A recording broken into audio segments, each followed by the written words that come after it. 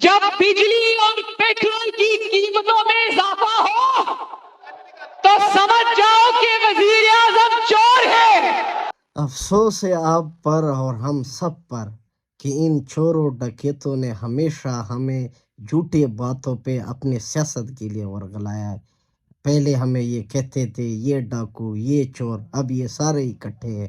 اب جب پہلے یہ انہوں نے کہتے تھے کہ یہ ڈیزل یا بجلی مہنگی ہو جائے تو یہ سمجھو، اب اس سے اب کیا اور میسج حاصل کر سکتے؟ اور لعنت ہو ایسے ان عوام پہ جو آگے ان کے تھالیاں اور نعرے بجاتے تھے۔ اب وہ کہاں ہے؟ لوگ مر گئے، ان کے ضمیر مرے ہیں۔ اپنے اس اب مڈل کلاس طبقے کہ جو لوگ ہیں آج کل اتنے پریشان ہیں مہنگائی سے، پاکستان کا بیڑا غرق کر دیا انہوں نے۔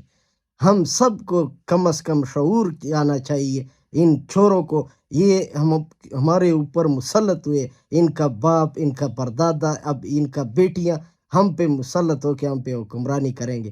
کیا ہم غلام ہیں؟ ابھی بھی غلام ہیں، آپ لوگوں میں شعور نہیں آئے گا۔ یہ کیا بولتے تھے اور اب کیا یہ خود کر رہے ہیں؟